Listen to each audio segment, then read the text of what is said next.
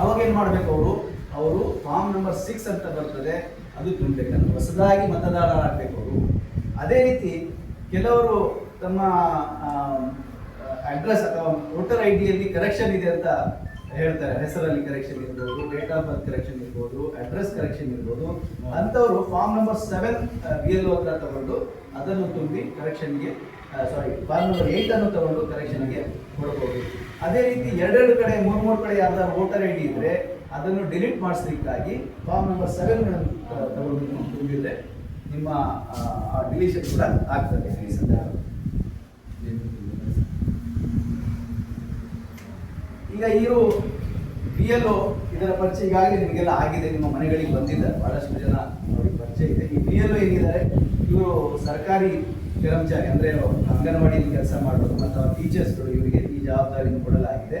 ಪ್ರತಿ 1200 ಮತದಾರರ ಒಂದು ಏರಿಯಾಕ್ಕೆ ಒಬ್ಬ BLO ಅನ್ನು ನೇಮಕ ಮಾಡಲಾಗ್ತದೆ. ಅದೇ ರೀತಿ ಇವರ ಕೆಲಸ ನಾನು ಈಗಾಗಲೇ ಹೇಳಿದ ಹಾಗೆ ಎನ್ಯುಮರೇಷನ್ ಫಾರ್ಮ್ ತಗೊಂಡ್ಬಂದು, ಗಣತಿ ಪತ್ರ ತಗೊಂಡ್ಬಂದು ನಿಮ್ಮ ಮನೆಗಳಿಗೆ ತಲುಪಿಸುವಂತಹ ಕೆಲಸ ಮತ್ತು ಅದನ್ನು ವಾಪಸ್ ತಗೊಳ್ಳುವಂತಹ ಕೆಲಸ ಇವ್ರದ್ದಾಗಿದೆ. ಇದರ ವಿಶೇಷತೆ ಏನಂದ್ರೆ, ಈ BLOಗಳೇನಿದ್ದಾರೆ ಇವರು ಪ್ರತಿ BLO 3 ಬಾರಿ ನಿಮ್ಮ ಮನೆಗಳಿಗೆ ಭೇಟಿ ನೀಡಬೇಕು. ಒಂದು ಪಕ್ಷ ನೀವು BLO ಬಂದಿದ್ದೀರೋ, ನಿಮ್ಮ ಮನೆಯಲ್ಲಿ ಇದ್ದಿಲ್ಲ, ಅವರು ಮತ್ತೊಮ್ಮೆ ಬರಬೇಕು. ಅದೇ ರೀತಿ ಆ ಫಾರ್ಮ್ ಅನ್ನು ತುಂಬಿದಿರೋ ಇಲ್ಲೋ ಕೇಳಲಿಕ್ಕೆ ಬರಬೇಕು. ಮತ್ತೆ ಆ ಫಾರ್ಮ್ ಅನ್ನು ವಾಪಸ್ ಕಲೆಕ್ಟ್ ಮಾಡಲಿಕ್ಕೂ ಕೂಡ ಅವರು ಬರಬೇಕು. ಈಗ ಬಹಳಷ್ಟು ಕಡೆ ಕಂಪ್ಲೇಂಟ್ ಏನು ಬರ್ತಾ ಇದೆ ಅಂದರೆ, BLOಗಳು ಬರ್ತಾ ಇಲ್ಲ ಮನೆ ಹತ್ರ, ಅವರೇ ಅಲ್ಲೇ ಕರೆಸ್ಕೊಂಡೇನೋ ಬರ್ಸ್ಕೊಳ್ತಾ ಇದ್ದಾರೆ, ಮಾಡ್ಕೊಳ್ತಾ ಇದ್ದಾರೆ ಅಂತ ಆಗ್ತಾ ಇದೆ. ಅದು ಆಗಬಾರ್ದು. ಆ ಥರ ನಿಮಗೇನಾದ್ರು ಗೊತ್ತಾದರೆ ನೀವು ಅವ್ರ ಬಗ್ಗೆ ಕಂಪ್ಲೇಂಟ್ ಕೂಡ ಮಾಡಬೇಕು. ಒಂದು ನಾವು ಸಹಕಾರ ಕೊಡಬೇಕು, ಯಾಕಂದರೆ ಅವ್ರ ಮೇಲೆ ಒಂದು ದೊಡ್ಡ ಜವಾಬ್ದಾರಿ ಇದೆ. ಅವರು ಅಷ್ಟೊಂದು ಎಜುಕೇಟೆಡ್ ಆಗಿರಲ್ಲ, ಬೇಸಿಕ್ ಎಜುಕೇಷನ್ ಆಗಿರ್ತದೆ ಅವರಿಗೆ. ಹಾಗಾಗಿ ಭಾಳ ಒತ್ತಡ ಇರುತ್ತೆ ಅವ್ರ ಮೇಲೆ. ಹಾಗಾಗಿ ನಾವು ಅವರಿಗೆ ಆಪರೇಷನ್ ಕೂಡ ಮಾಡಬೇಕು. ಆದರೆ ಕೆಲವರು ಉದ್ದಟಣ ಮಾಡ್ತಾರೆ, ಬೇಕಂತ ಬರೋದಿಲ್ಲ, ನಾವು ಬರೋಲ್ಲ ನೀವೇ ಬರಬೇಕಂತ ಹೇಳ್ತಾರೆ. ಈ ರೀತಿ ಅವರು ನಾವು ದಬ್ಬಾಳಿಕೆ ಮಾಡಿದರೆ ಅಂಥವರ ಬಗ್ಗೆ ನೀವು ಕಂಪ್ಲೇಂಟ್ ಕೂಡ ಮಾಡಬಹುದು. BLOಗಳ ಬಗ್ಗೆ ನೀವು ಕಂಪ್ಲೇಂಟ್ ಕೂಡ ಮಾಡಬಹುದು. ಅದೇ ರೀತಿ BLA ಅಂತ ಒಬ್ಬರು ಬರ್ತಾರೆ. ಅವರು ರಾಜಕೀಯ ಪಕ್ಷಗಳಿಂದ ನೇಮಕಗೊಂಡ ಏಜೆಂಟ್ಸ್ಗಳು. ಈ ರಾಷ್ಟ್ರೀಯ ಮಟ್ಟದಲ್ಲಿ ಇರುವಂತಹ ರಾಜಕೀಯ ಪಕ್ಷಗಳು, ರಿಜಿಸ್ಟರ್ಡ್ ಮತ್ತು ರೆಕಗ್ನೈಸ್ ಪೊಲಿಟಿಕಲ್ ಪಾರ್ಟೀಸ್ ಅಂತ ನಾವು ಹೇಳ್ತೇವೆ, ನೋಂದಾಯಿತ ರಾಜಕೀಯ ಪಕ್ಷಗಳು, ಅವರ ಪಕ್ಷಗಳಿಗೆ ಚುನಾವಣಾ ಆಯೋಗ ಒಂದು ಕೋಟಾ ಕೊಟ್ಟಿರುತ್ತೆ. ಅಂದರೆ ಪ್ರತಿ 1200 ವೋಟ್ಗಳಿಗೆ, ಅಥವಾ ಹೇಗೆ ನಾವು BLOಗಳನ್ನು ಸರ್ಕಾರ ಚುನಾವಣಾ ನೇಮಕ ಮಾಡುತ್ತೋ ಅದೇ ರೀತಿ ರಾಜಕೀಯ ಪಕ್ಷದ ಏಜೆಂಟ್ಗಳನ್ನು ಕೂಡ ನೇಮಕ ಮಾಡಬಹುದು. ಅವರು BLOಗಳನ್ನು ಹೆಲ್ಪ್ ಮಾಡ್ತಾರೆ. ಅವ್ರಿಗೆ ಮುಖ್ಯವಾದ ಕೆಲಸ ಏನಂದ್ರೆ BLOಗಳಿಗೆ ಹೆಲ್ಪ್ ಮಾಡಬೇಕು, ಮತ್ತೆ ಮತದಾರರಿಗೆ ಹೆಲ್ಪ್ ಮಾಡಬೇಕು. ಯಾರ್ಯಾರಿಗೆ ಎನ್ಯುಮರೇಷನ್ ಫಾರ್ಮ್ ಸಿಕ್ಕಿಲ್ಲ, ಯಾರ ಮನೆಗೆ ಸರಿಯಾಗಿ ತಲುಪಿಲ್ಲ, ಯಾರಿಗೆ ಫಾರ್ಮ್ ತುಂಬಲಿಕ್ಕೆ ಬರ್ತಾ ಇಲ್ಲ, ಅಥವಾ ಯಾರ ಹತ್ರ ದಾಖಲೆ ಸರಿ ಇದೆಯೋ, ಅಥವಾ ಫಾರ್ಮ್ ನಂಬರ್ 6 ಯಾರು ತುಂಬಿದ್ದಾರೆ ಅವರು ತುಂಬಿ ವಾಪಸ್ ಕೊಡುವಂತಹ ಕೆಲಸ, ಈ ಎಲ್ಲ ಕೆಲಸಗಳು BLAಗಳು ಮಾಡಬೇಕು. ರಾಜಕೀಯ ಪಕ್ಷಗಳಿಂದ ನೇಮಕಗೊಂಡ BLAಗಳು ಕೂಡ ಮಾಡಬೇಕು. ಆದರೆ ಇವರು ಯಾವುದೇ ರೀತಿಯ ಪರ್ಸನಲ್ ಡಾಟಾ ನಿಮ್ಮದು ಕಲೆಕ್ಟ್ ಮಾಡುವ ಇವರಿಗೆ ಅಧಿಕಾರ ಇರುವುದಿಲ್ಲ. ಹೇಗೆ ಒಬ್ಬ BLO ನಿಮ್ಮ ಡಾಟಾವನ್ನು ಕಲೆಕ್ಟ್ ಮಾಡಿ ತಗೊಂಡು ಹೋಗಿ ತಮ್ಮ ಬಳಿ ಅವರು ಅಪ್ಲೋಡ್ ಮಾಡ್ತಾರೋ ಆ ಒಂದು ಅಧಿಕಾರ BLAಗಳಿಗೆ ಇರೋದಿಲ್ಲ. ಇವರು ಸಹಕಾರ ಕೊಡ್ಬೋದು, ಜನರಿಗೂ ಸಹಕಾರ ಕೊಡ್ಬೋದು, BLAಗಳಿಗೂ ಕೂಡ ಸಹಕಾರ ಕೊಡ್ತಾರೆ. ಅದೇ ರೀತಿ ಈಗ ಇದು ಬಹಳ ಮುಖ್ಯವಾಗಿ ಗಣತಿ ಪತ್ರ. ಬಹಳಷ್ಟು ಜನ ನೀವೆಲ್ಲ ತುಂಬಿದ್ದೀರಾ, ನೋಡಿದ್ದೀರಾ. ಎಷ್ಟು ಜನ ತುಂಬಿದ್ದೀರಾ ಈಗಾಗಲೇ ಗಣತಿ ಪತ್ರ? ಸರಿ, ಹಾಗಾದ್ರೆ ಇದರ ಬಗ್ಗೆ ಹೇಳುವಂತ ಅಗತ್ಯ ಇಲ್ಲ. ಆದ್ರೂ ಕೂಡ ಹೇಳಿ, ತಪ್ಪು ಮಾಡಿದ್ರೆ ಗೊತ್ತಾಗ್ತದೆ ಹೇಳಿ. ಅದಕ್ಕೆ ಆ ಒಂದು ದೃಷ್ಟಿಯಿಂದ ನಾನು ಹೇಳ್ತಾ ಇದ್ದೀನಿ. ನೋಡಿ, ಈ ಗಣತಿ ಪತ್ರ ನಿಮ್ಮ ಮನೆಗಳಿಗೆ ಬಂದಿದೆ. ಇದರಲ್ಲಿ ಫಸ್ಟ್ ಕಾರ್ನರಲ್ಲಿ ನಿಮ್ಮ ಹೆಸರು ಪ್ರಿಂಟ್ ಆಗಿ ಬಂದಿದೆ. ಈಗಾಗಲೇ ನಿಮ್ಮ ಈಗಿರುವಂತಹ ವೋಟರ್ ಐ ಡಿಯಲ್ಲಿ ಹೆಸರಿದೆ, ಆ ಹೆಸರು ಇಲ್ಲಿ ಪ್ರಿಂಟ್ ಆಗಿ ಬಂದಿದೆ. ಅದೇ ರೀತಿ ಇಲ್ಲಿ ನಿಮ್ಮ ವಿಳಾಸ ಮತ್ತೆ ಎಪಿಕ್ ನಂಬರ್ ಬಂದಿದೆ. ಮತ್ತೆ ಇಲ್ಲಿ ಒಂದು QR ಕೋಡ್ ಇದೆ. ಆ QR ಕೋಡ್ BLOಗಳು ಸ್ಕ್ಯಾನ್ ಮಾಡಿದ್ರೆ ಅವರಿಗೆ ಯಾರ ಜೊತೆ ನಿಮಗೆ ಮ್ಯಾಪಿಂಗ್ ಮಾಡಿದ್ದಾರೆ ಅನ್ನುವಂಥದ್ದು BLOಗಳಿಗೆ ಗೊತ್ತಾಗ್ತದೆ. ಅದೇ ರೀತಿ ಒಂದು ಹಳೆ ಫೋಟೋ ಇರುತ್ತೆ, ನಮ್ಮದು ವೋಟರ್ ಐ ಡಿಯಲ್ಲಿ ಇರುವಂತಹ ಒಂದು ಫೋಟೋ ಏನಿದೆ ಆ ಫೋಟೋ ಅಲ್ಲಿ ಇರ್ತದೆ. ಈಗ ಈ ಲಾಸ್ಟ್ ಬಾಕ್ಸ್ ಅಲ್ಲಿ ನಮಗೆ ಈಗ ಹೊಸ ಫೋಟೋ ನಾವು ಅಂಟಿಸ್ಬೇಕು. ಅದು ಕೂಡ ನಿಮ್ಮ ಹಳೆ ಫೋಟೋ ಚೆನ್ನಾಗಿದ್ರೆ ಹೊಸ ಫೋಟೋ ಅಂಟಿಸುವ ಅಗತ್ಯ ಇರೋದಿಲ್ಲ. ಅದು ಸರಿಯಾಗಿ ಕಾಣ್ತಾ ಇದ್ರೆ ಬೇರೆ ಫೋಟೋ ಅಂಟಿಸುವ ಅಗತ್ಯ ಇರೋದಿಲ್ಲ. ಈಗ ಇದರಲ್ಲಿ ಈ ಎನ್ಯುಮರೇಷನ್ ಫಾರ್ಮ್ ಅಥವಾ ಗಣತಿ ಪತ್ರ ನಮೂನೆ ಅಂತ ನಾವೇನು ಹೇಳ್ತೇವೆ, ಇದನ್ನು ನಾವು 3 ಕ್ಯಾಟಗರಿಯಾಗಿ ನಾವು ನೋಡಬೇಕು. ಒಂದು ಮೊದಲನೇ ಕ್ಯಾಟಗರಿ ಏನಂದ್ರೆ ಯಾರ ಹೆಸರು 2002ರಲ್ಲಿ ಇದೆ, ಮತದಾರರ ಪಟ್ಟಿಯಲ್ಲಿದೆ, ಅದು ಒಂದು ಕ್ಯಾಟಗರಿ. ಯಾರ ಹೆಸರು ಮತದಾರರ ಪಟ್ಟಿಯಲ್ಲಿ ಅಂದರೆ 2002ರ ಮತದಾರರ ಪಟ್ಟಿಯಲ್ಲಿ ಇಲ್ಲ, ಆದರೆ ಅವರ ರಿಲೇಟಿವ್ಸ್ಗಳ ಸಂಬಂಧಿಕರ ಹೆಸರು ಇದೆ, ಇದು ಎರಡನೇ ಗ್ರೂಪು. ಮೂರನೇ ಕ್ಯಾಟಗರಿ ಯಾವುದಂದ್ರೆ ಅವರ ಹೆಸರು ಕೂಡ ಇಲ್ಲ, ಅವರ ಸಂಬಂಧಿಕರ ಹೆಸರುಗಳು ಕೂಡ ಇಲ್ಲ, ಅಂತವರ ಒಂದು ಮೂರನೇ ಕ್ಯಾಟಗರಿ. ಈ ಮೂರು ಕ್ಯಾಟಗರಿಯಾಗಿ ನಾವು ಪರಿಗಣಿಸಿಕೊಂಡು ಅದನ್ನು ತುಂಬಲಿಕ್ಕೆ ಹೋದ್ರೆ ನಮಗೆ ಸರಿಯಾಗಿ ಬಹಳ ಈಸಿಯಾಗಿ ನಾವು ಅರ್ಥ ಮಾಡಿಕೊಡ್ಬೋದು. ಈಗ ಮೊಟ್ಟ ಮೊದಲನೇ ನಿಮ್ಮ ಮುಂದೆ ಇರುವಂಥದ್ದು ಈ ಫಾರ್ಮ್ ಏನಿದೆಯಲ್ಲ, ಇದು ಯಾರ ಹೆಸರು 2002ರ ಮತದಾರರ ಪಟ್ಟಿಯಲ್ಲಿದೆ ಅವರ ಬಗ್ಗೆ. ಅವ್ರು ಏನ್ ಮಾಡ್ಬೇಕು, ಇಲ್ಲಿ ಈ ಫಸ್ಟ್ ಬಾಕ್ಸ್ ಏನಿದೆ ಇದರಲ್ಲಿ ಅವರು ತಮ್ಮ 2002ರ ಮಾಹಿತಿ ತುಂಬಬೇಕು. ಈ ಎರಡನೇ ಬಾಕ್ಸ್ ಖಾಲಿ ಬಿಡಬೇಕು. ಈ ಫಸ್ಟ್ ಬಾಕ್ಸ್ ಅಲ್ಲಿ ಅವರ ಹೆಸರು 2002ರಲ್ಲಿ ಹೇಗಿತ್ತು ಹಾಗೆ ಬರೀಬೇಕು. ಅದು ಬಹಳ ಜನ ಪ್ರಶ್ನೆ ಕೇಳ್ತಾರೆ, 2002ರಲ್ಲಿ ನನ್ನ ಹೆಸರು ಅರ್ಧ ಬಂದಿದೆ ಅಥವಾ ನನ್ನ ಹೆಸರು ಉಲ್ಟಾ ಬಂದಿದೆ, ನೀವು ಹಾಗೆ ಬರೀಬೇಕು, ಅದನ್ನು ನೀವು ಚೇಂಜ್ ಮಾಡುವಾಗಿಲ್ಲ. 2002ರಲ್ಲಿ ನಿಮ್ಮ ಹೆಸರು ಆ ಒಂದು ವೋಟರ್ ಲಿಸ್ಟ್ ಅಲ್ಲಿ ಹೇಗಿತ್ತು ಹಾಗೆ ನೀವು ಅಲ್ಲಿ ಬರೀಬೇಕು. ಅದೇ ರೀತಿ ಅಲ್ಲ, ನಿಮ್ಮ ಎಪಿಕ್ ನಂಬರ್ ಅಲ್ಲಿ ಇರುವಂಥದ್ದು ಅದು ಕಂಪಲ್ಸರಿ ಅಲ್ಲ, ನೀವು ಅದನ್ನು ಬಿಡಬಹುದು. ತದನಂತರ ನಿಮ್ಮ ರಿಲೇಟಿವ್ ತಂದೆ ಅಥವಾ ನೀವು ಮಹಿಳೆ ಆಗಿದ್ರೆ ಗಂಡನ ಹೆಸರು ಕೊಟ್ಟಿದ್ರೆ ಅದನ್ನು ಬರೀಬೇಕು. ಅವರ ಜೊತೆ ನಿಮ್ಮ ಸಂಬಂಧ ಏನಿದೆ ಅದು ಬರೀಬೇಕು. ಯಾವ ಜಿಲ್ಲೆಯಲ್ಲಿ ನೀವು ಮತದಾನ ಮಾಡಿದ್ರಿ, ಯಾವ ರಾಜ್ಯದಲ್ಲಿ ನೀವು ಮತದಾನ ಮಾಡಿದ್ರಿ, ಅದೇ ರೀತಿ ಯಾವ ಮತದಾರ ಅಸೆಂಬ್ಲಿ ಕ್ಷೇತ್ರದಲ್ಲಿ 2002ರಲ್ಲಿ ನೀವು ಮತದಾನ ಮಾಡಿದ್ರಿ ಆ ಅಸೆಂಬ್ಲಿ ಕ್ಷೇತ್ರದ ಹೆಸರು, ಅದರ ಒಂದು ಸಂಖ್ಯೆ, ಅದೇ ರೀತಿ ಪೋಲಿಂಗ್ ಬೂತ್ ಸಂಖ್ಯೆ ಮತ್ತು ನಿಮ್ಮ 2002ರ ಮತದಾರರ ಪಟ್ಟಿಯಲ್ಲಿ ನಿಮ್ಮ ಕ್ರಮ ಸಂಖ್ಯೆ ಏನಿದೆ ಅದು ಇಲ್ಲಿ ಬರೀಬೇಕು. ಈ ಇಷ್ಟು ಮಾಹಿತಿ ಏನಿದೆ ಇದು 2002ರ ನಿಮ್ಮ ಮತದಾರರ ಪಟ್ಟಿಯಲ್ಲಿ ಇರುವಂತ ಮಾಹಿತಿ ಇಲ್ಲಿ ಬರೆದು ಈ ಒಂದು ಬಾಕ್ಸ್ ಏನಿದೆ ಇದನ್ನು ಖಾಲಿ ಬಿಟ್ಟು ಇಲ್ಲಿ ಇವತ್ತಿನ ನಿಮ್ಮ ಮಾಹಿತಿ ಅಂದ್ರೆ ನಿಮ್ಮ ಡೇಟ್ ಆಫ್ ಬರ್ತ್, ಆಧಾರ್ ಸಂಖ್ಯೆ ಅದು ಕಂಪಲ್ಸರಿ ಅಲ್ಲ, ಅದೇ ರೀತಿ ನಿಮ್ಮ ಅಂತ ಇದೆಯಾ ಮೊಬೈಲ್ ನಂಬರ್, ಮತ್ತೆ ತಂದೆಯ ಹೆಸರು, ತಾಯಿಯ ಹೆಸರು, ಅವರ ಎಪಿಕ್ ನಂಬರ್, ಅದು ಎಪಿಕ್ ನಂಬರ್ ಕೂಡ ಕಂಪಲ್ಸರಿ ಅಲ್ಲ. ಅದೇ ರೀತಿ ಕೆಳಗೆ ಮದುವೆ ಆದವರು ಮಹಿಳೆಯರು ತುಂಬುತ್ತಾ ಇದ್ರೆ ಗಂಡನ ಹೆಸರು ಅಥವಾ ಪುರುಷರು ತುಂಬುತ್ತಾ ಇದ್ರೆ ಹೆಂಡತಿಯ ಹೆಸರು ಬರೆದು ಅವರ ಎಪಿಕ್ ನಂಬರ್ ಬರೀಬೇಕು. ಸೊ ಈ ಮೊದಲನೇ ಪ್ಯಾಟರ್ನ್ ಏನಿದೆ ಇದರಲ್ಲಿ ಫಸ್ಟ್ ಬಾಕ್ಸ್ ಅಲ್ಲಿ 2002ರ ಮಾಹಿತಿ ತುಂಬಬೇಕು, ಎರಡನೇ ಬಾಕ್ಸ್ ಖಾಲಿ ಬಿಡಬೇಕು. ಈ ಮೂರನೇ ಬಾಕ್ಸ್ ಏನಿರುತ್ತಲ್ಲ ಇದು ಎಲ್ಲರಿಗೂ ಕಡ್ಡಾಯ, ಈ ಮೂರು ಗ್ರೂಪ್ಗಳಿಗೂ ಕೂಡ ಇದು ಕಡ್ಡಾಯವಾಗಿದೆ. ಇದು ಮೊದಲನೇ.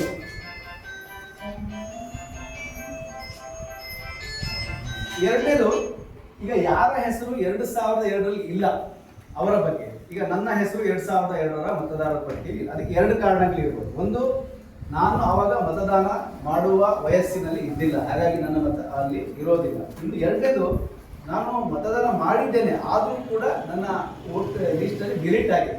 ಹಾಗಾಗಿ ನಾನೇನು ಮಾಡಬೇಕು, ಈಗ ಈ ಮೊದಲನೇ ಬಾಕ್ಸ್ ಖಾಲಿ ಬಿಡಬೇಕು, ನಾನು ತುಂಬಾರ್ದು. ನಾನೀಗ ಎರಡನೇ ಬಾಕ್ಸ್ ತುಂಬಬೇಕು. ಈ ಬಾಕ್ಸ್ನಲ್ಲಿ ಏನು ತುಂಬಬೇಕು, ನನ್ನ ತಂದೆ ಅಥವಾ ನನ್ನ ತಾಯಿ, ನಮ್ಮ ಅಜ್ಜ ಅಥವಾ ನಮ್ಮ ಅಜ್ಜಿ, ಇದರಲ್ಲಿ ಯಾರ್ದಾರ ಹೆಸರು 2002ರಲ್ಲಿ ಸಿಕ್ಕಿದ್ರೆ ಆ ಮಾಹಿತಿಯನ್ನು ನಾನು ಈ ಒಂದು ಬಾಕ್ಸ್ನಲ್ಲಿ ಬರೀಬೇಕು. ಅಲ್ಲಿಯೂ ಕೂಡ ಹೇಗೆ ಇದೆ ಹಾಗೆ ಬರೀಬೇಕು. ಅವರ ಹೆಸರು ಅಲ್ಲಿ ಹೇಗಿತ್ತು 2002ರಲ್ಲಿ ಅದೇ ರೀತಿ ಬರೀಬೇಕು. ಮತ್ತು ಅವರ ಎಪಿಕ್ ನಂಬರ್ ಸಿಕ್ಕಿದ್ರೆ ಬರೀಬಹುದು, ಇಲ್ಲದ್ರೆ ಬಿಡ್ಬೋದು. ಅದೇ ರೀತಿ ಅವರು ಯಾರ ಹೆಸರು ಕೊಟ್ಟಿದ್ರು, ತಂದೆಯ ಹೆಸರು ಕೊಟ್ಟಿದ್ರು ಅಥವಾ ಅವರು ಮಹಿಳೆಯರಾಗಿದ್ರೆ ಅವರ ಗಂಡನ ಹೆಸರು ಕೊಟ್ಟಿರ್ತಾರೆ, ಆ ಹೆಸರನ್ನು ಬರೆದು ಅವರ ಮಧ್ಯೆ ಇರುವಂತಹ ಸಂಬಂಧ ಏನಿರುತ್ತೆ ಅದು ಕೂಡ ಅಲ್ಲಿ ನಮೂದಿಸಬೇಕು. ನಂತರ ಯಾವ ಜಿಲ್ಲೆಯಲ್ಲಿ ಅವರು ಮತದಾನ ಮಾಡಿದ್ರು, ಯಾವ ರಾಜ್ಯದಲ್ಲಿ ಮತದಾನ ಮಾಡಿದ್ರು. ಯಾವ ರಾಜ್ಯದಲ್ಲಿ ಪ್ರಶ್ನೆ ಯಾಕೆ ಬರ್ತದೆ ಅಂದ್ರೆ, ಕೆಲವರಿಗೆ ಈಗ ಬಾರ್ಡರ್ ಇದೆ, ಕೇರಳದಲ್ಲಿ ಇದ್ರು ಕೆಲವರು 2002ರಲ್ಲಿ ನಾವು ಕೇರಳದಲ್ಲಿದ್ವಿ, ಅಲ್ಲಿ ಮತದಾನ ಮಾಡಿದ್ವಿ. ಸೊ 2002ರಲ್ಲಿ ಕೇರಳದಲ್ಲಿ ಮತದಾನ ಮಾಡಿದ್ರೆ ಇಲ್ಲಿ ಕೇರಳ ಅಂತಾನೆ ನಾವು ಬರೀಬೇಕು. ಸೊ ಹಾಗೆ ಅಲ್ಲಿನ ಅಸೆಂಬ್ಲಿ ಕ್ಷೇತ್ರದ ಸಂಖ್ಯೆ, ಅದೇ ರೀತಿ ವಾರ್ಡಿನ ಸಂಖ್ಯೆ ಮತ್ತು ಅವರ ಕ್ರಮ ಸಂಖ್ಯೆ, ಅವರ 2002ರ ಮಾಹಿತಿಯಲ್ಲಿ ನಾವು ಹೇಗಿದೆ ಹಾಗೆ ಇಲ್ಲಿ ಬರೀಬೇಕು.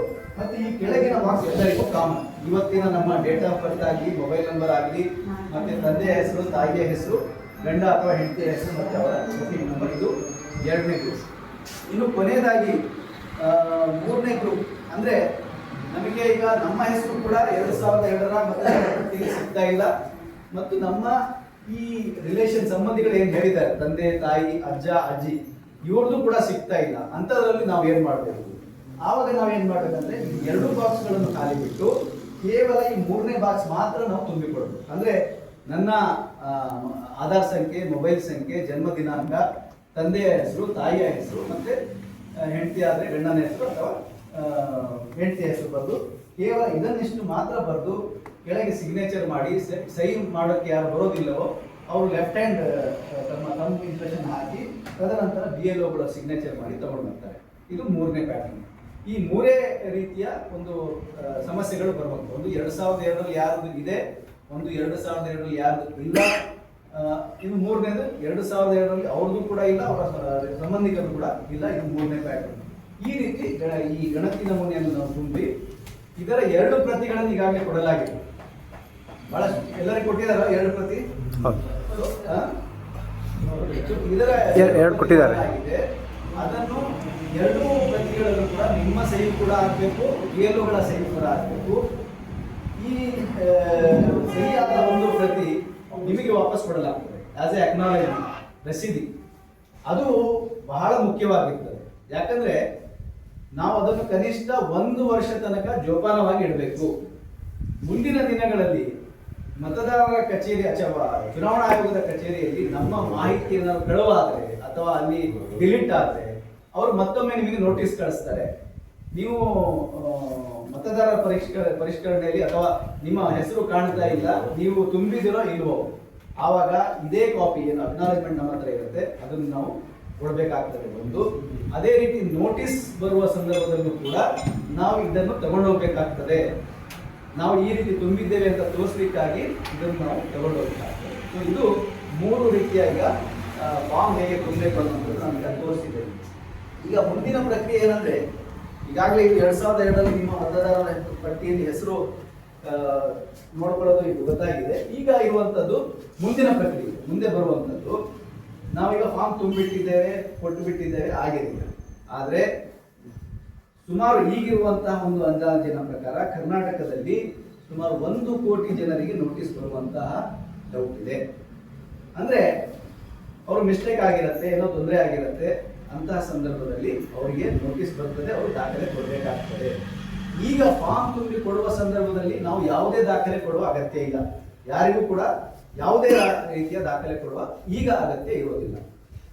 ಆದ್ರೆ ಈ ಆಗಸ್ಟ್ 8ನೇ ತಾರೀಕು ನಂತರ ಡ್ರಾಫ್ಟ್ ಲಿಸ್ಟ್ ಯಾವಾಗ ರೆಡಿ ಆಗ್ತದೆ ಆವಾಗ ನೋಟಿಸ್ ನಮಗೆ ಬರ್ತದೆ. ನೋಟಿಸ್ ಬಂದ ಸಂದರ್ಭದಲ್ಲಿ ನಮಗೆ ದಾಖಲೆ ಕೊಡುವ ಅಗತ್ಯ ಇರ್ತದೆ. ಈಗ ದಾಖಲೆ ಏನೇನು ಕೊಡ್ಬೋದು, ಹೇಗೆ ಕೊಡ್ಬೋದು, ಯಾರು ಕೊಡ್ಬೋದು, ಮತ್ತೆ ಯಾರ್ಯಾರಿಗೆ ಏನೇನು ರೂಲ್ಸ್ ಇದೆ ಅನ್ನುವಂಥದ್ದು ನಾವು ಸ್ವಲ್ಪ ತಿಳ್ಕೊಳ್ತೀವಿ. ಈಗ ಮೊದಲನೇದಾಗಿ 1987ರಲ್ಲಿ ನೀವು ಹುಟ್ಟಿದ್ದೀರಾ ಅಂತ ತಿಳ್ಕೊಳ್ಳೋಣ, ಅಥವಾ ಅದಕ್ಕಿಂತ ಮುಂಚೆ ನೀವು ಹುಟ್ಟಿದ್ದೀರಾ, ನಿಮಗೀಗ ನೋಟಿಸ್ ಬಂದಿದೆ, ಆವಾಗ ನೀವು 1 ದಾಖಲೆಗಳು ಕೊಡಬೇಕು. ಕೇವಲ 1 ದಾಖಲೆ ಕೊಡಬೇಕು. ನೋಟಿಸ್ ಬಂದಿದೆ ಏನು, ನೀವು ಎಲ್ಲಿ ಹುಟ್ಟಿದ್ರಿ ಮತ್ತೆ ಯಾವಾಗ ಹುಟ್ಟಿದ್ರಿ ಇದನ್ನು ಸಾಬೀತುಪಡಿಸುವಂತಹ 1 ದಾಖಲೆ ನೀವು ಕೊಡಬೇಕು. ನೋಟಿಸ್ ಬಂದರೆ ಒಂದು.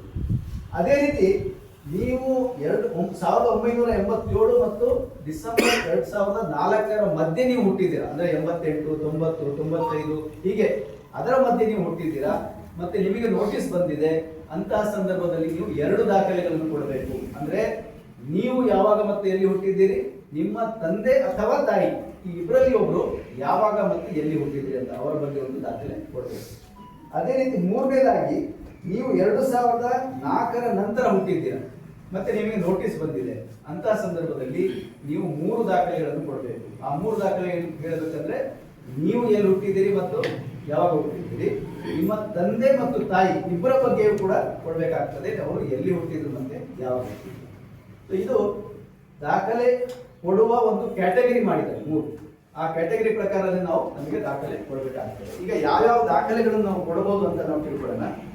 ಅದರಲ್ಲಿ ಬಹಳಷ್ಟು ಜನರಿಗೆ ಈ ಸಮಸ್ಯೆ ಏನಿದೆ ಅಂದ್ರೆ, ನಾವು 1987ಗಿಂತ ಮುಂಚೆ ಹುಟ್ಟಿದ್ದೇವೆ, ಈಗ ನಮ್ಮ ಹತ್ರ ಬರ್ತ್ ಸರ್ಟಿಫಿಕೇಟ್ ಇಲ್ಲ, ನಾವೇನ್ ಮಾಡಬೇಕು?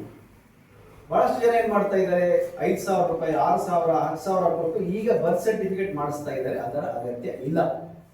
ಬರ್ತ್ ಸರ್ಟಿಫಿಕೇಟ್ ಕಡ್ಡಾಯ ಅಲ್ಲ.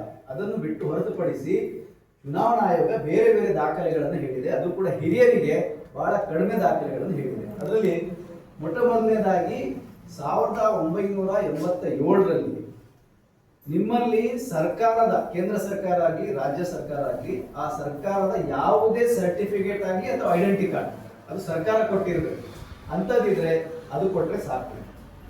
ಅದೇ ರೀತಿ ನೀವು ಸರ್ಕಾರಿ ಒಂದು ಜಾಬಲ್ಲಿ ಇದೆ ಮತ್ತೀಗ ನಿಮಗೆ ಪೆನ್ಷನ್ ಬರ್ತಾ ಇದೆ, ಆ ಪೆನ್ಷನ್ ಆರ್ಡರ್ ಅಂತ ಇರ್ತದಲ್ಲ ಆ ಪೆನ್ಷನ್ ಆರ್ಡರ್ ಕೂಡ ನೀವು ಕೊಟ್ಟರು ಅದು ಕೂಡ ನಡೀತದೆ.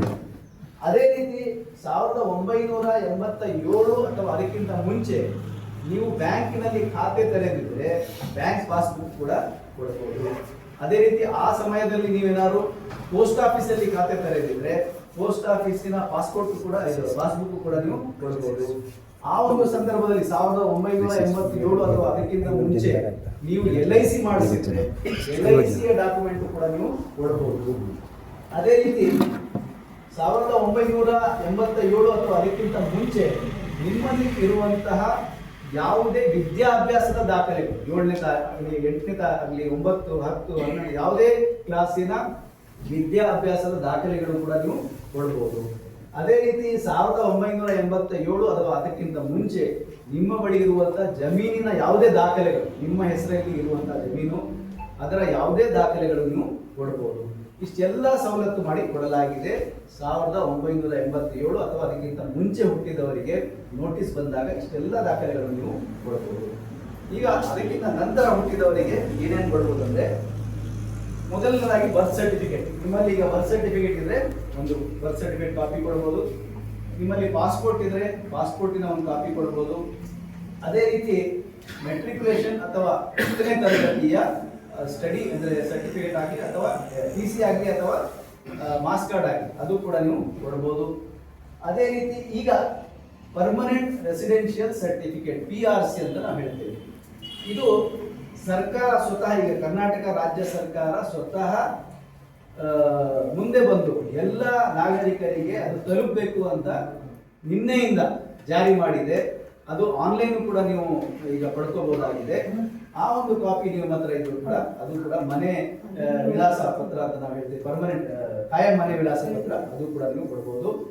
ಅದೇ ರೀತಿ 7ನೇದಾಗಿ ಫಾರೆಸ್ಟ್ ರೈಟ್ ಸರ್ಟಿಫಿಕೇಟ್. ಬಹುಶಃ ಇಲ್ಲಿ ಇರುವಂತಹ ಆದಿವಾಸಿಗಳ ಹತ್ರ ಕೆಲವರ ಹತ್ರ ಇರಬಹುದು. ಫಾರೆಸ್ಟ್ ರೈಟ್ ಸರ್ಟಿಫಿಕೇಟ್ ಅಂತ ಸರ್ಕಾರದಿಂದ ಒಂದು ಈ ಕಾಡಲ್ಲಿ ಇರುವಂತಹ ಸಮುದಾಯಗಳಿಗೆ ಸರ್ಕಾರ ಕೊಡ್ತದೆ. ಆ ಸರ್ಟಿಫಿಕೇಟ್ ನಿಮ್ಮ ಬಳಿ ಇದ್ರೂ ಕೂಡ ಅದನ್ನು ನೀವು ಕೊಡಬಹುದು. ಅದೇ ರೀತಿ ನಿಮ್ಮಲ್ಲಿ OBC ಸರ್ಟಿಫಿಕೇಟ್ ಆಗಲಿ ಅಥವಾ SC ST ಸರ್ಟಿಫಿಕೇಟ್ ಆಗಲಿ, ಕ್ಯಾಸ್ಟ್ ಸರ್ಟಿಫಿಕೇಟ್ ಅಂತ ಜಾತಿ ಪ್ರಮಾಣ ಪತ್ರ ಅಂತ ಹೇಳ್ತೇವೆ, ಆ ಒಂದು ಪ್ರಮಾಣ ಪತ್ರ ಇದ್ರೂ ಕೂಡ ಅದರ ಒಂದು ಕಾಪಿ ನೀವು ಕೊಡಬಹುದು. ಈಗ NRC ಸರ್ಟಿಫಿಕೇಟ್ ಅಂತ ಹೇಳ್ತೀವಿ, ಇದು ನಮಗೆ ಬರೋದು, ಇದು ಅಸ್ಸಾಂ ಜನರಿಗೆ ಮಾತ್ರ. ಅದೇ ರೀತಿ ಫ್ಯಾಮಿಲಿ ರಿಜಿಸ್ಟರ್ ವಂಶ ವೃಕ್ಷ ಅಂತ ನಾವೇನು ಹೇಳ್ತೇವೆ ಅದರ ಒಂದು ಕಾಪಿಯನ್ನು ಕೂಡ ನೀವು ಕೊಡಬಹುದು. ಅದೇ ರೀತಿ ನಿಮ್ಮ ಹತ್ರ ಇರುವಂತಹ ಯಾವುದೇ ಸರ್ಕಾರಿ ದಾಖಲೆಗಳು ಅಂದ್ರೆ ಸರ್ಕಾರದಿಂದ ನಿಮಗೆ ಕೊಡಲಾಗಿರುವಂತಹ ಜಮೀನಾಗ್ಲಿ ಅಥವಾ ನಿಮ್ಮ ಹೆಸರಲ್ಲಿ ಇರುವಂತಹ ಜಮೀನಾಗ್ಲಿ ಆ ಜಮೀನಿನ ಪತ್ರಗಳು ಕೂಡ ಡಾಕ್ಯುಮೆಂಟ್ಗಳ ಕೂಡ ನೀವು ಕೊಡಬಹುದು. ಕೊನೆಯಲ್ಲಿ ಆಧಾರ್ ಒಂದು ಹೇಳಲಾಗಿದೆ. ಆಧಾರ್ ಏನಿದೆ ಇದು ಸಿಂಗಲ್ ಡಾಕ್ಯುಮೆಂಟ್ ಅಕ್ಸೆಪ್ಟ್ ಮಾಡುವುದಿಲ್ಲ, ಕೇವಲ ಐಡೆಂಟಿಟಿಗಾಗಿ ಮಾತ್ರ ಅದು ಬಳಸಲಾಗ್ತದೆ. ಹಾಗಾಗಿ ನಿಮ್ಮಲ್ಲಿ ಆಧಾರ್ ಇದ್ರೆ ಅದರ ಜೊತೆಗೆ ಇದರಲ್ಲಿ ಬೇರೆ ಯಾವುದಾದ್ರು ಒಂದು ದಾಖಲೆ ಸೇರಿಸಿ ಕೊಡಬೇಕಾಗ್ತದೆ. ಕೇವಲ ಆಧಾರ್ ಅಕ್ಸೆಪ್ಟ್ ಆಗೋದಿಲ್ಲ, ಆದರೆ ಅದು 12ನೇ ದಾಖಲೆಯಾಗಿ ಅದು ಕೂಡ ಪರಿಗಣಿಸಲಾಗಿದೆ. ಹೀಗೆ ಟೋಟಲ್ 12 ರೀತಿಯ ದಾಖಲೆಗಳು ಸರ್ಕಾರ ಚುನಾವಣಾ ಆಯೋಗ ಹೇಳಿದೆ. ನಿಮಗೆ ನೋಟಿಸ್ ಬಂದ ಸಂದರ್ಭದಲ್ಲಿ ಈ 12 ದಾಖಲೆಗಳಲ್ಲಿ ಯಾವುದಾದ್ರೂ ಒಂದು ದಾಖಲೆಯನ್ನು ಕೊಡಬೇಕಾಗ್ತದೆ. ಅದು ನಿಮ್ಮ ಏಜಿಗೆ ತಕ್ಕಂತೆ, 1987 ಹುಟ್ಟಿದ್ರೆ ಅಥವಾ ಅದಕ್ಕಿಂತ ಮುಂಚೆ ಹುಟ್ಟಿದ್ರೆ ಒಂದು, ಅದಕ್ಕಿಂತ ನಂತರ 2004 ಮಧ್ಯೆ ಹುಟ್ಟಿದ್ರೆ 2, 2004 ನಂತರ ಹುಟ್ಟಿದ್ರೆ 3 ದಾಖಲೆಗಳು ನೀವು ಕೊಡಬೇಕಾಗ್ತದೆ. ಈ ದಾಖಲೆಗಳು ನಮ್ಮ ಬಳಿ ನಾವು ರೆಡಿ ಮಾಡಿಕೊಂಡು ಇಟ್ಕೋಬೇಕಾಗ್ತದೆ. ಇದನ್ನು ಹೊರತುಪಡಿಸಿ ನಿಮ್ಮಲ್ಲಿ ಇರುವಂತಹ ರೇಷನ್ ಕಾರ್ಡ್ ಏನಿದೆ ಅದು ಬರೋದಿಲ್ಲ, ಪ್ಯಾನ್ ಕಾರ್ಡ್ ಅದು ಪರಿಗಣಿಸಿರೋದಿಲ್ಲ, ಡ್ರೈವಿಂಗ್ ಲೈಸೆನ್ಸ್ ಬರೋದಿಲ್ಲ, ಸ್ವತಃ ವೋಟರ್ ID ಕೂಡ ಬರೋದಿಲ್ಲ. ಕೇವಲ ಈ 12 ದಾಖಲೆಗಳು ಮಾತ್ರ. ಈಗ ನೋಟಿಸ್ ಯಾರಿಗೆ ಬರ್ಬೋದು? ಈಗ ನಾನು ಹೇಳಿದ ಹಾಗೆ ಸುಮಾರು ಈಗಿರುವಂತಹ ಒಂದು ಅಂದಾಜಿನ ಪ್ರಕಾರ ಸುಮಾರು 1 ಕೋಟಿ ಜನರಿಗೆ ನೋಟಿಸ್ ಬರುವ ಚಾನ್ಸಸ್ಗಳಿದ್ದಾವೆ.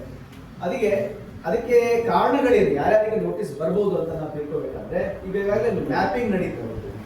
ಈ ಈ ಮ್ಯಾಪಿಂಗ್ ಸಂದರ್ಭದಲ್ಲಿ ಈಗ ಸಾಹೇಬರು ಹೇಳ್ತಾ ಇದ್ರು ಸುಮಾರು 15,000 ಜನ ಬಿಟ್ಟು ಹೋಗಿದ್ದಾರೆ ಅಥವಾ ರಾಂಗ್ ಮ್ಯಾಪಿಂಗ್ ಆಗಿದೆ ಅಂತ. ನೀವು ಮ್ಯಾಪಿಂಗ್ ಮಾಡಿಲ್ಲ ಅಥವಾ ರಾಂಗ್ ಮ್ಯಾಪಿಂಗ್ ಆಗಿದ್ರೆ ನಿಮಗೆ ನೋಟಿಸ್ ಬರ್ತದೆ.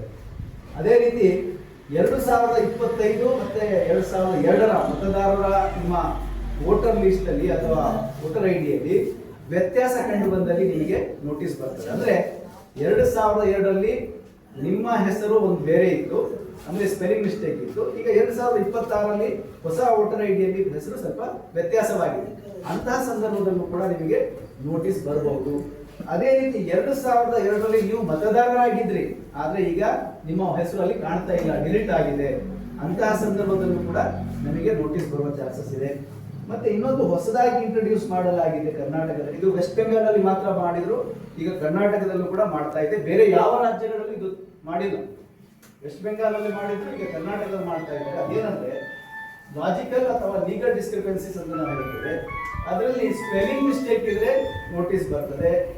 6ಕ್ಕಿಂತ ಹೆಚ್ಚು ಮಕ್ಕಳು ಇದ್ದು ಆ 6-7 ಮಕ್ಕಳು ಒಂದೇ ತಂದೆ ಅಥವಾ ತಾಯಿ ಜೊತೆ ಮ್ಯಾಪಿಂಗ್ ಮಾಡಿದ್ರೆ ಅವರಿಗೂ ಕೂಡ ನೋಟಿಸ್ ಬರ್ತದೆ. ಈಗ ಹಳೆ ಕಾಲದಲ್ಲಿ 8 ಮಕ್ಕಳು 10 ಮಕ್ಕಳು ಸಾಮಾನ್ಯವಾಗಿ.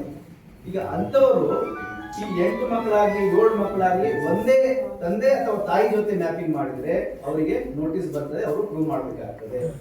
ಅದೇ ರೀತಿ ಈ ತಾಯಿ ಮತ್ತು ಮಕ್ಕಳ ಮಧ್ಯೆ 15 ವರ್ಷಕ್ಕಿಂತ ಕಡಿಮೆ ವಯಸ್ಸಿನ ಅಂತರ ಇದ್ರೆ ಅವರಿಗೂ ಕೂಡ ಡೌಟ್ಫುಲ್ ವೋಟರ್ ಅಂತ ಪರಿಗಣಿಸಲಾಗ್ತದೆ.